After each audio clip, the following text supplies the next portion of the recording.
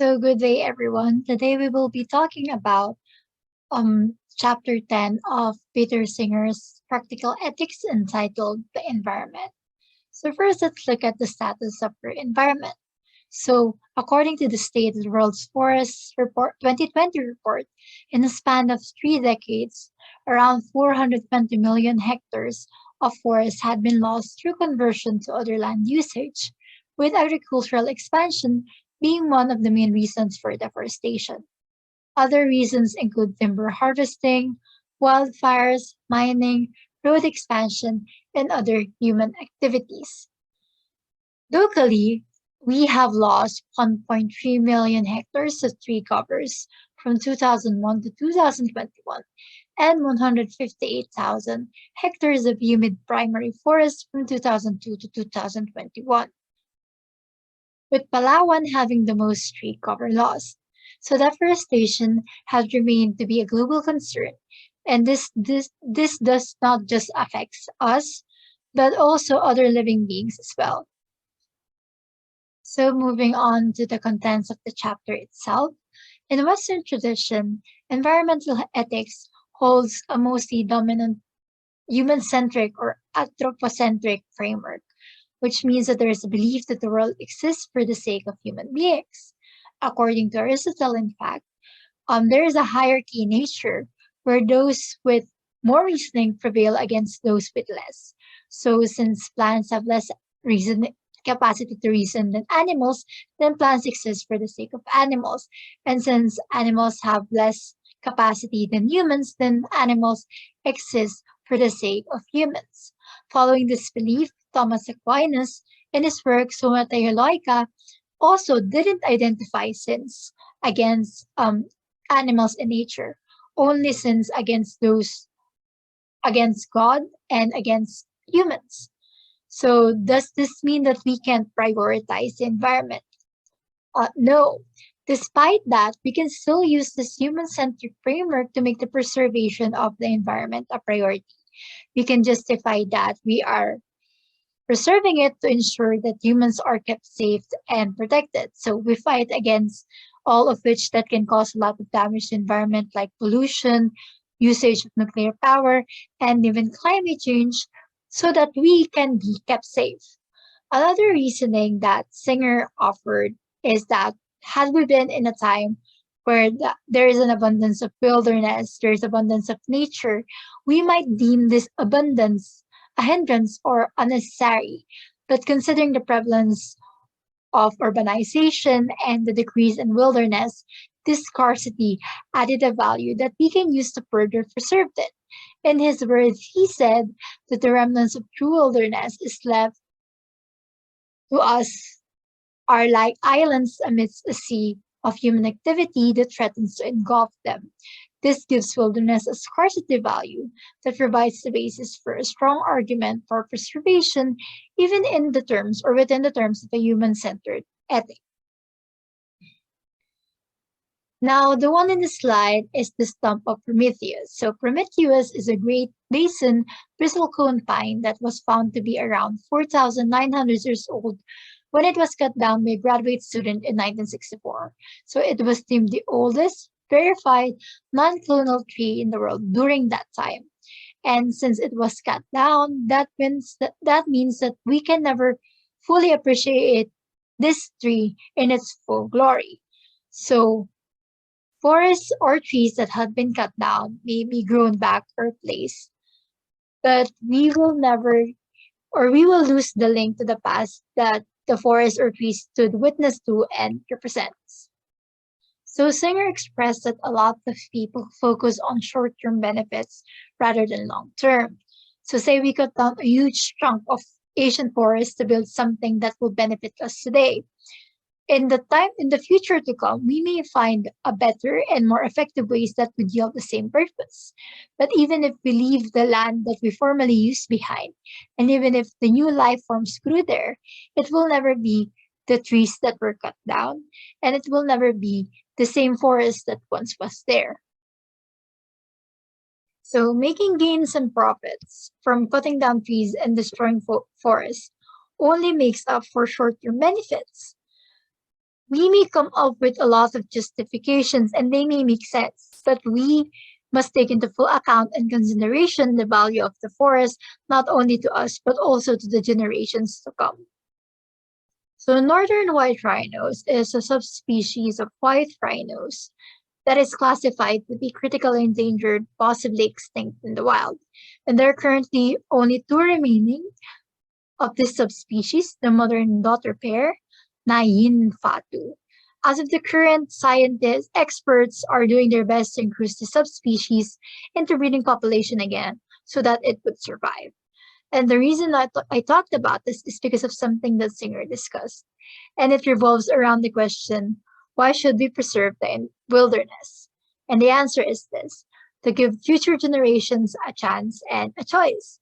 So Singer acknowledged that there's a possibility that future generations would rather stay cooped up inside their houses, immersed in their gadgets, or would prefer places like the malls.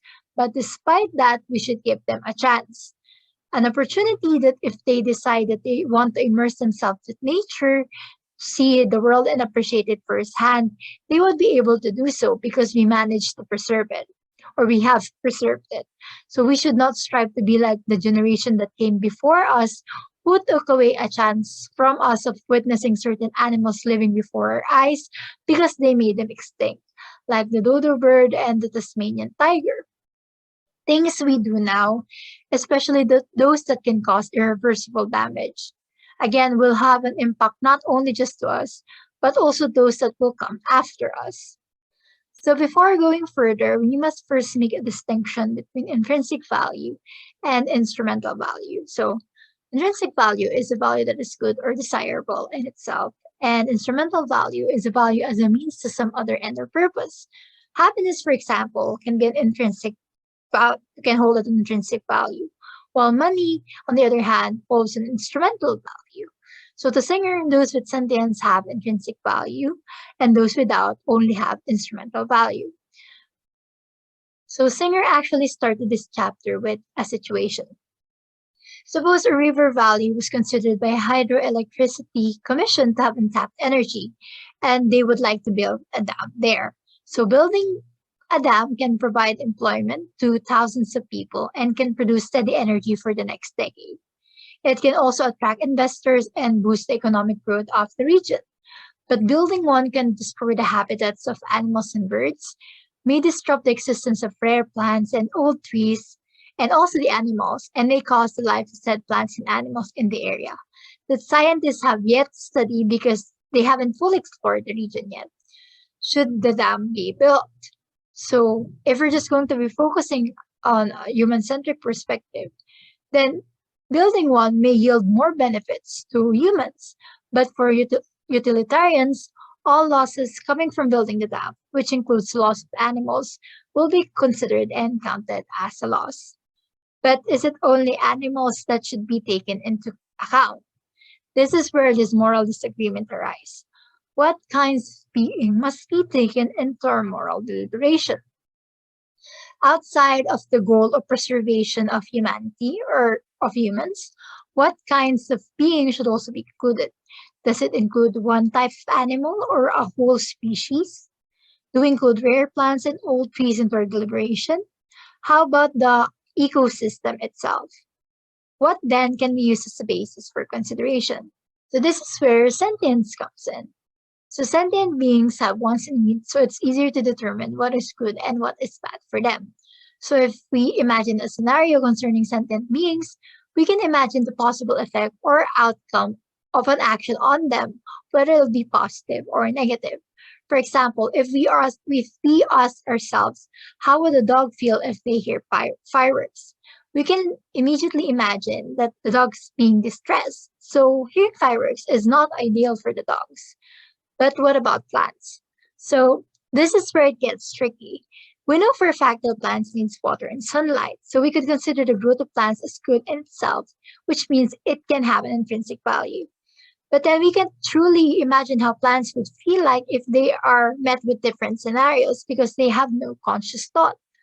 So sentience is a huge factor into the equation. See, and extending an ethic in a reasonable way beyond sentient beings is a difficult task because sentience acts as a value in which we weigh in the importance of different living things. And without it, it becomes difficult to determine and defend where the line between living and inanimate natural beings or objects is drawn. So, what sets apart a 1,000-year-old tree from the one planted 20 years ago, if not for the sentience of its growth? Without sentience, pareho lang naman silang puno. So, ano naman kaso if putulin natin yung mas matandang puno? So, it's really much harder to weigh in. An ethical thought that considers all life forms equally is that of Albert Schweitzer, which is referred to as reverence for life. In this, he states that all beings must be treated as valuable and as important because all beings lives and wants to go on living. So this has two fundamental aspects. First is preserving and enhancing life is considered to be good, and harming and destroying lives is considered to be bad. But a critic of this ethical thought is that it can be too complicated and might not always be applicable since not all beings contain the same capacity for conscious thought. So we go back to the point that sentience is of Singer that sentience is still a huge determiner in our moral deliberations. Now moving on to deep ecology. Deep ecology is a philosophy founded heavily by Arnaes that focuses on environmental and social movements based on the belief that humans must transform their relationships with nature from one that values nature merely for its utility to humans to something that takes into account the intrinsic worth of nature. In the following sections, we'll know more about deep ecology. So, because of the alarming ecological concerns, a number of philosophers and ecologists became concerned and did research on what could be the solution to this problem. One of them was Aldo Leopold, an American ecologist who wrote that there was a need for a new ethic, an ethic dealing with man's relation to land and to animals and plants which goes upon it. He stated that the land was only considered property within a customary norms. And as a result, he proposed that land ethics would broaden the scope of moral concern or the boundaries of the community to include soils, waters, plants, and animals, or collectively, the land. He quoted, "A thing is proper when it tends to preserve the integrity, stability, and beauty of the biotic community, and it is bad if otherwise. However, this is not always the case. There are things that may seem beneficial to the community in general, but are not a moral act." And according to Leopold's perspective, the intrinsic, ecocentric, and holistic significance of ecosystem is central to the land ethic. For him, striving for harmony with nature is a virtue that can only be understood as an end in itself, something to strive for rather than something to obtain. Now, for Norwegian philosopher Arnaes, she coined the terms shallow and deep ecology or strands in the ecological movement in 1973 in her work called The Shallow and the Deep Long-Range Ecology Movement. Deep ecology strives to achieve this by emphasizing deep experience, deep questioning, and deep commitment. These form an integrated system. Each gives birth to and supports the other, while the whole system is what Naes refers to as an ecosophy. Now, the essential premise of deep ecology is the assertion that, like humans, the living environment as a whole has the same right to survive and prosper. We also have George Sessions, an American philosopher involved in the deep ecology movement, along with Bill DeVal, a sociologist who wanted to explore a biocentric egalitarianism approach wherein they posit that all things or creatures in the biosphere have equal rights to live and reach their own experience of self-realizations. Now we have the two ecological strands as coined by Arnaes, the shallow and the deep ecology. Shallow ecological thinking was limited to the traditional moral framework, wherein shallow ecology is concerned with short-term solutions that use knowledge and technology to modify and exploit the environment for human gain. It uses a more anthropocentric approach wherein it gives focus on the economic aspect of the environment. For example, the short-term solution to acid rain is to demand more study and identify more kinds of trees that can handle higher levels of acidity. In shallow ecology, the environment is more of an instrument for the benefit of humans, while the deep ecology, the environment has an intrinsic value wherein it recognizes the value of the environment and every living thing, the biosphere, irrespective of its use and benefit to mankind. Singer and others posit that what we need is an attitude shift. Deep ecologists wanted to preserve the integrity of the biosphere for its own sake, irrespective of the possible benefits to humans that might flow from doing so. Kaya deep kasi it looks at the innate or inherent importance of the environment. Hindi lang siya basta nakafocus sa ambag niya sa atin. It looks deeply on the actual reality of the natural order or natural world. It uses the term biosphere in a more comprehensive way, and it also refers to non-living things such as rivers, landscapes, ecosystems, watersheds, ganon. Also, deep ecology is a philosophy wherein it involves an action or a movement for a viable future. It serves as a guide for actions and an opportunity for self-realization. So, according to Naes, a more longer-term answer is an ecocentric environmental ethic that encompasses plants and animals in order to live in harmony with the natural order or with the natural world on which we all rely on for existence. Now, for the acid rain problem earlier, as opposed to the short-term solution, the deep ecological approach is to fight against the economic conditions and technologies that cause acid rain in the first place. Naes also said that conservation strategies are more eagerly implemented by people who love that they are conserving and who are convinced that what they love is intrinsically lovable. Now, there are several principles as mentioned by Naes and Sessions. The first three are as follows. The well-being and flourishing of human and non-human life on Earth have value in themselves. In short, intrinsic and inherent values. So these values are independent of the usefulness of the non-human world for human purposes. And next is the richness and diversity of life forms contribute to the realization of these values and are also values in themselves. For the third, we have humans have no right to reduce this richness and diversity except to satisfy vital needs such as water, shelter, and food. The other five include principles about population, human interference, policy change, quality of life, and obligation of action.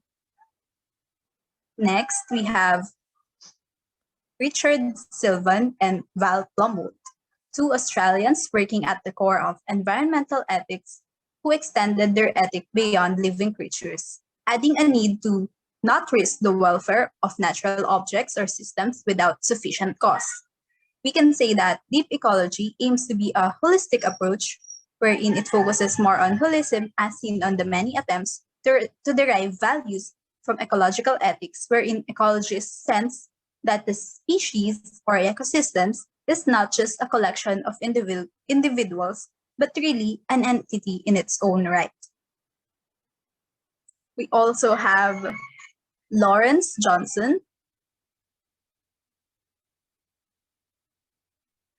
We also have Lawrence Johnson's A Morally Deep World, wherein he talked about the interest of species in a sense that it is distinct from the sum of the interests of each members of the species.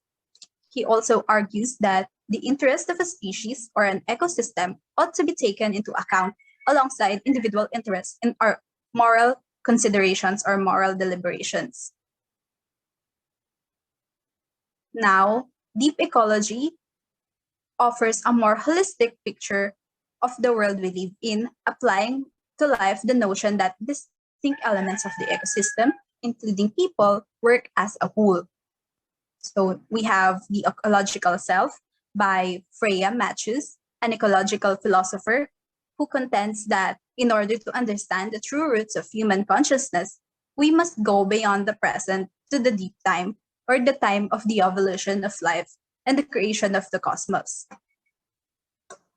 The ecological self notion goes beyond anthropocentrism, which views human concerns as the sole source of all value.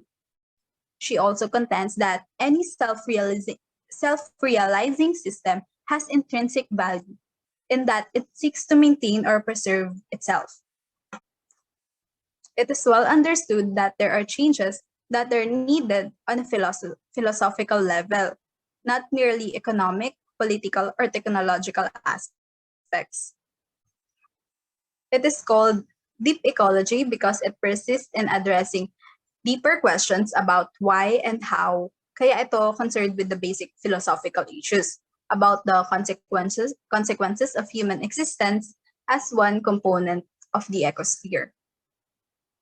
So both Matthew and Johnson's include all species and ecosystem as holistic entities that have their own form of realization, aside from the typical example of only living creatures. Again, some propositions of the deep ecology reading include preservation of the wilderness, minimize harm to the environment by engaging in sustainable and simple living, be wise stewards of nature and do not abuse the abundance of resources we see, keep the biosphere and ecology in harmony and balance, and protect the natural habitats. For the shallow ecology, some propositions include protecting the environment because of the benefits it has on humans. May pansariling agenda, ganon, takot sa pollution, and nagko-conserve ng water kasi need ng safe water to drink and humans yung nagpa-benefit. Ganyan. Next, dito tayo sa developing an environmental ethic. We've witnessed international protests against climate change in recent years, with people demanding that modern society fundamentally rethink its exploitative relationship with the environment and develop new ways of life that would not only conserve but also regenerate our biosphere. So kung dati nakafocus lang sa industrialization sa materialistic needs ng society, ngayon kailangan na natin mag-shift to a more ecological approach. And it is simple to see the broad contours of a true environmental ethic, where such an ethic promotes regard for the interest of all sentient species, including the future generations. It's complemented with a design that values the natural environment and the natural beauty. It discourages big families on a more micro level, which is pertinent to the lifestyle of the city and the town people. Also, an environmental ethic rejects the ideals of a materialistic society in which success is gauged by the number of consumer goods one can accumulate. Instead, it judges success in terms of the development of one's abilities and the achievement of real fulfillment and satisfaction. Also, we have an environmental ethic leads us to reassess our notion of extravagance. Lastly, the emphasis on frugality and the simple life does not mean that an environmental ethic frowns on pleasure, but that the pleasure it values does not only come from conspicuous consumption. We leave you with a quote from Peter Singer's: "There are some things that, once lost, no amount of money can regain." And that wraps up our discussion about the environment by Peter Singers.